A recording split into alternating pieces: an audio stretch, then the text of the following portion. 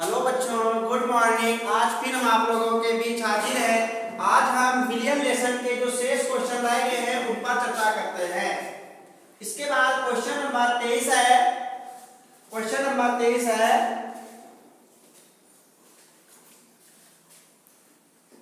Sucrose के 100 ml विलियन में, sucrose के 100 ml विलियन में, सुक्रोज का 100 ml विलियन दिया है। सुक्रोज के 100 ml विलियन में 3.42 ग्राम सुक्रोज घुला हुआ है। 27 डिग्री सी पर, 27 डिग्री सी पर विलियन के परासरण दाब की गणना करनी है। परासरण दाब P पूछ रहा है। सुक्रोज, सुक्रोज का कोई सूत्र बताएगा। सुक्रोज का सूत्र क्या होता है? C12H22O11। सुक्रोज यानी चीनी, वही शक्कर, गन्ने वाली शक्कर, ठीक। तो इसका सूत्र ये होता है C12H22O11। इसका अणुभार निकाला जाएगा तो इसका अणुभार आएगा 342। कितना आएगा अणुभार? 342 आएगा, ठीक। पूछ रहा और R का मान जो होता है वो 0.082 एटीएम लीटर केल्विन इनवर्स और मोल इनवर्स होता है, ठीक। तो देखिए जो T का मान दिया है, सबसे पहले इसको केल्विन में चेंज करेंगे, 273 जोड़ देंगे तो आ जाएगा 300 केल्विन। और जो ये आयतन दिया हुआ है इसको हम लीटर में बनाएंगे तो 1000 से भाग करना पड़ेगा। 2 0 कैंसिल हो गया, 1/10 लीटर। P पूछ रहा है, परासरण दाब के लिए सूत्र होता है PV बराबर W/mRT, ठीक। P बराबर क्या बन जाएगा? W/mV और ये RT। W का मान है 3.42, M का मान है 342, V का मान है 1/10 और R का मान है 0.082 और T का मान है 300। ये दशमलव हटाएंगे तो नीचे तो 0 आ जाएगा और 342 पूरा पूरा कैंसिल हो गया। ये 0 कैंसिल हो गया, एक ये 0 और एक 0 ये कैंसिल हो गया। क्या बना?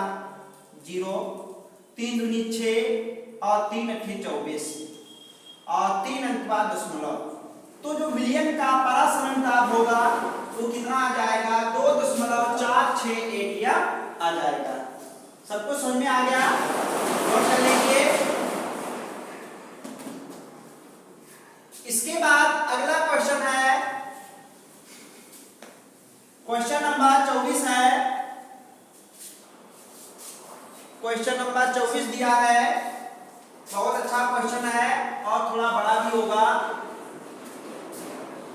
निर्जल कैल्शियम क्लोराइड, निर्जल कैल्शियम क्लोराइड, कैल्शियम क्लोराइड का सूत्र होता है CaCl2 के 5% विलियन का, 5% विलियन का 0 डिग्री सी पर परासरण दाब 15 एटीएम है।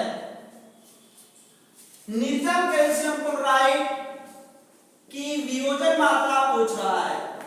वियोजन मात्रा पूछ रहा है, बहुत अच्छा क्वेश्चन है।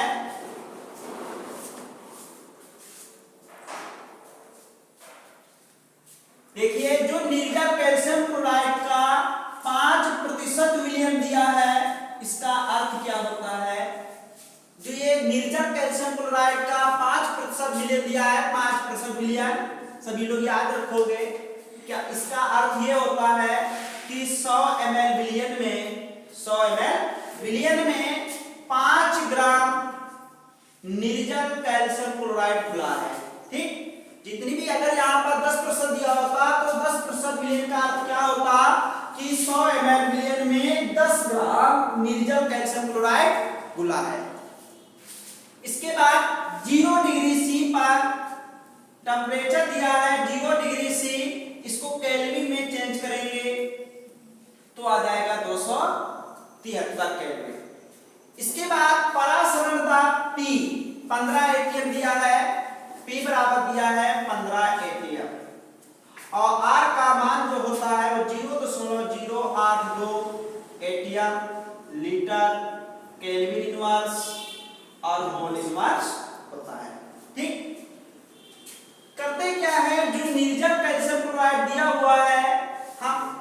अणुभार निकालते हैं। सूत्र क्या होता है, PV बराबर W/mRT। M बराबर बन जाएगा W/PV/RT। W का मान है 5, P का मान 15 और V देखिए जो ये R की वैल्यू है, इसमें जो आयतन का यूनिट दिया है वो लीटर दिया हुआ है, तो जो ये आयतन है इसको भी लीटर में चेंज करेंगे तो 1000 से भाग करना पड़ेगा। ml से लीटर बनाने के लिए 1000 से भाग करते हैं, तो ये 2 0 कैंसिल हो गया, कितना आ गया 1/10 लीटर। अब देखिए V का मान हो गया 1/10, R का मान है 0.082 और T का मान है 273। क्या बन जाएगा, 5 से काटते हैं, 5 से 15 और ये 5 दूनी 10, 3 से कट जाएगा, 3 एकम 3, 3 नाम 27 और 3 एकम 3। अब देखिए ये 2 जो बचा रहा है ये ऊपर चला जाएगा और 2 पंचे कितना हो जाएगा 10, तो बन जाएगा M बराबर 10 गुणा 0.082 और गुणा 91। अब देखिए इन तीनों की गुणा करते हैं तो ये 0 और 82 और 91 की गुणा करते हैं तो आ जाएगा 2 कर 2, 2 नाम 18 और 8 कम 8 और 8 नाम होता है 72, तो 2 8 8 16, 2 1 3 1 4 और ये 7, कितना आ गया 74 62 और दशमलव है 3 अंक बाद। तो निर्जल कैल्शियम क्लोराइड का अणुभार कितना आएगा 74.620 आएगा।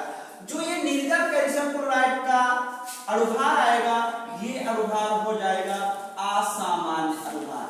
कौन सा हो जाएगा, असामान्य अणुभार।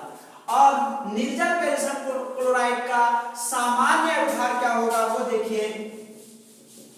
इसके बाद CaCl2 का सामान्य अणुभार, इसका सामान्य अणुभार क्या होगा देखिए।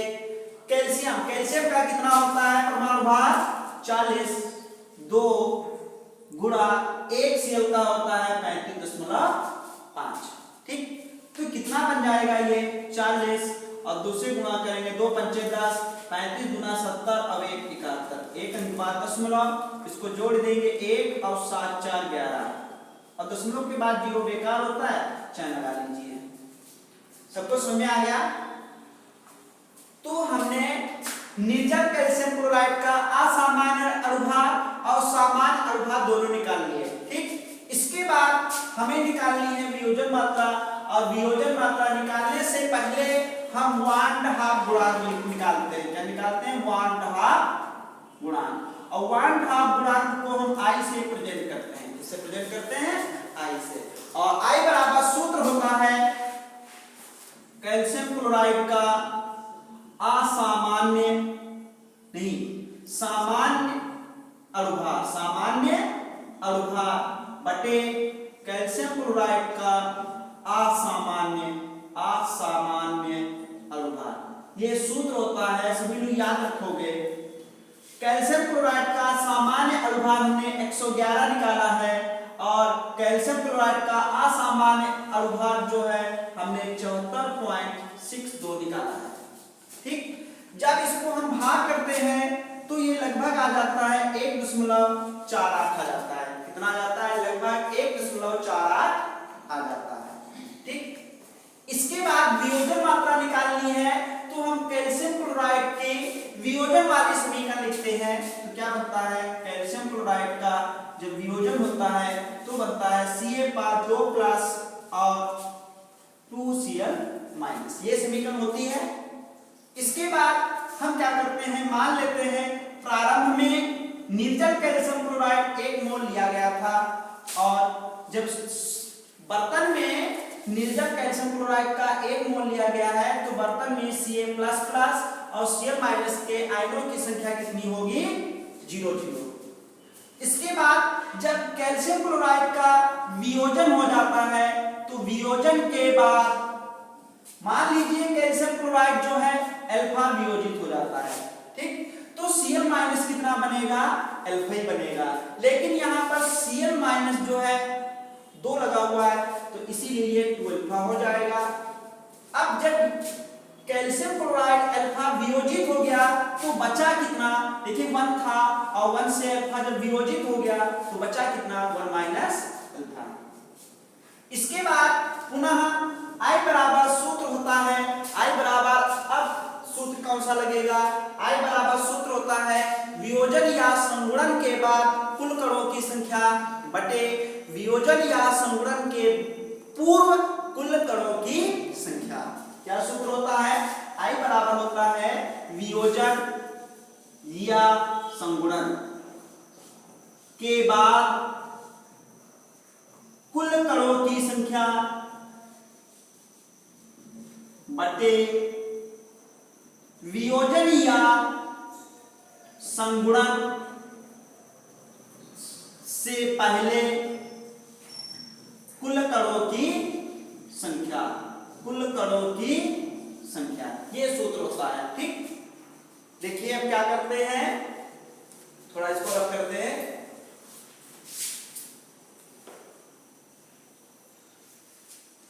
क्या बच जाएगा, देखिए I का मान हम ये निकाल चुके हैं 1.48, पहले निकाल लिया था, तो I के स्थान पर 1.48 बराबर, देखिए वियोजन या संगुणन के बाद कुल कणों की संख्या, वियोजन के बाद बर्तन में कितने कण होंगे, 1 माइनस अल्फा, अल्फा और 2 अल्फा, इतने कण हो जाएंगे तो क्या बनेगा, 1 माइनस अल्फा प्लस अल्फा और प्लस 2 अल्फा बटे वियोजन या संगुणन से पहले, वियोजन से पहले बर्तन में कितने कण थे, केवल 1 था, कितना था, 1।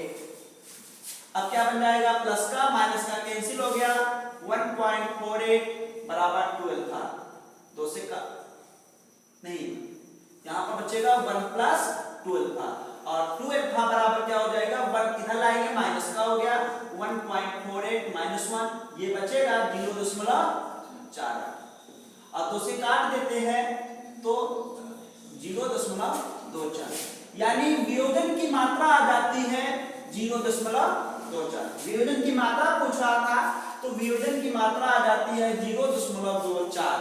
अब अगर इसको हम प्रतिशत में चेंज करना चाहें तो प्रतिशत में चेंज करने के लिए क्या करते हैं, 100 से गुणा कर देते हैं, तो ये बन जाता है 24.0%। तो निर्जल कैल्शियम क्लोराइड के वियोजन की मात्रा कितनी आएगी, लगभग 24% आएगी। सबको समझ में आ गया, नोट कर लीजिए।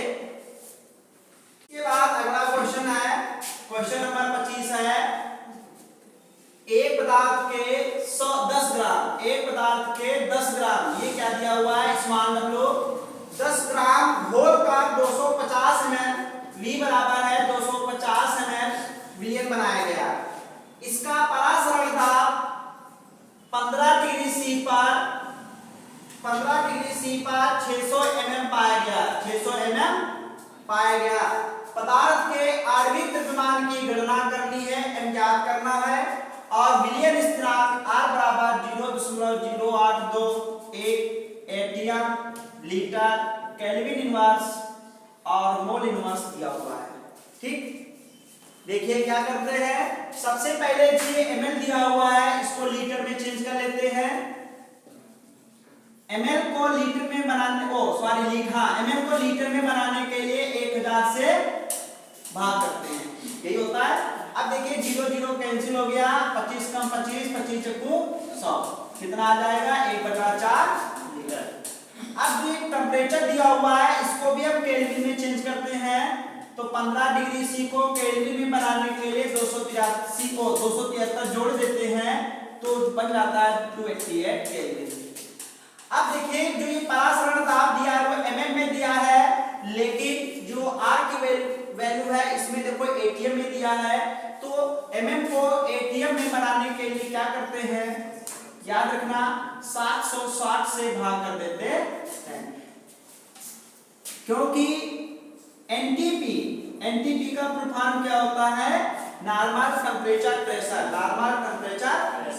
और एनटीपी को हम एसटीपी भी कहते हैं, एसटीपी का मतलब सिंपल टेम्परेचर प्रेशर, और जो सिंपल प्रेशर होता है वो होता है 8 atm। कितना होता है? 8 atm। प्रेशर जो होता है सिंपल वाला या नॉर्मल प्रेशर जो होता है वो 8 atm, और 8 atm बराबर होता है 760 mm। क्या होता है? अगर नॉर्मल टेम्परेचर नॉर्मल प्रेशर पूछा जाए तो 8 atm, अगर 700 mm भी ऑप्शन में दिया है तो वो भी होगा, क्योंकि 760 mm 1 atm के बराबर होता है। ठीक, अब क्या करते हैं, m पूछा है, सूत्र होता है pv बराबर w अपान mrt, m बराबर w अपान pv rt। w का मान है 10, p का मान है 600 बटा 760 गुणा v का मान है 1/4, r का मान है 0.0821 और t का मान है 288। ये 0 0 कैंसिल, ये 0 कैंसिल, 76 और ये 4 जो है ऊपर चला जाएगा, तो ये बन जाएगा m बराबर 76 गुणा 4 गुणा 0.0821 गुणे 288 बटा 6। इसको क्या करते हैं, देखो 3 से काट देते हैं, 3 दूनी 6, 3 नाम 27, 3 नाम 27, 1/18 हो गया, और 3 छक्का चला जाएगा, और फिर से इसको 2 से काट देते हैं, कितना आ जाएगा, 2 छक्को 8 और 2 अट्ठी 16। ये बन जाएगा। इसकी देखिए टोटल गुणा कितनी आती है, इसकी टोटल गुणा आती है लगभग 1198। कितना आता है? 1198। तो जो जिस पदार्थ के 10 ग्राम को 250 ml विलयन में घोला गया है, उस पदार्थ का आणविक द्रव्यमान कितना होगा? लगभग 1198 होगा। सबको समझ में आ गया? नोट कर लीजिए। इसके बाद लास्ट क्वेश्चन है, क्वेश्चन नंबर 26 है। देखिए क्वेश्चन नंबर 26, क्वेश्चन नंबर 26 दिया है, बहुत अच्छा है। एक वाष्पशील पदार्थ के 2.5 ग्राम को, एक वाष्पशील पदार्थ के 2.5 ग्राम को 100 ग्राम बेंजीन में घोला गया है। बेंजीन क्या है? ये विलायक है। 100 ग्राम बेंजीन में घोला गया है। शुद्ध बेंजीन के क्वथनांक, शुद्ध बेंजीन का सूत्र क्या होता है? C6H6 का क्वथनांक, शुद्ध बेंजीन का क्वथनांक दिया हुआ है। कहां गया? शुद्ध बेंजीन के क्वथनांक में वृद्धि दी हुई है, ये नहीं दिया हुआ है, सीधे वृद्धि दी है। क्या दिए? डेल्टा टीबी दिया हुआ है। क्वथनांक में जो वृद्धि होती है उसको क्या लिखते हैं? डेल्टा टीबी लिखते हैं, और डेल्टा टीबी दिया है 0.42 डिग्री सी। कह रहा है पदार्थ के अनुभार की गणना करनी है, m निकालना है, और विलयन स्थिरांक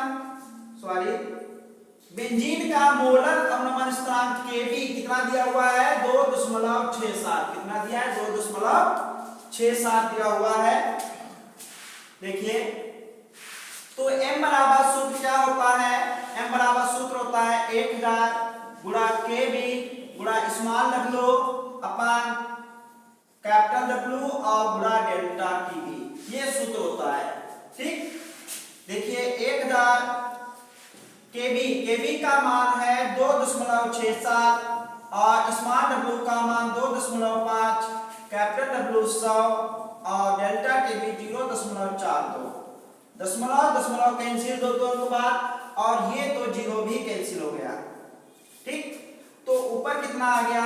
देखिए गुणा करते हैं 0 और 25 सत्ती होता है 175, हासिल लगा 17 और 25 छक्का 150 और 17 हो गया 167, हासिल लगा 16 और 25 दूना 50 और 50 और 16 कितना होता है?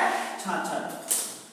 दशमलव 1 अंक बाद लग जाएगा और भाग करना है इसको 42 से। जब 6675 को 42 से भाग करेंगे तो लगभग आ जाएगा 158.5 158.92 लगभग आ जाएगा 158.92। तो जिस वाष्पशील पदार्थ का अणुभार पूछ रहा था उस वाष्पशील पदार्थ का अणुभार कितना होगा, लगभग 158.92 होगा। सबको समझ में आ गया, नोट कर लीजिए। इसके बाद जो शेष क्वेश्चन बचे हैं सभी लोग करिए, जो ना हो सके उसे कमेंट बॉक्स में लिखकर पूछ लीजिए। Okay bye.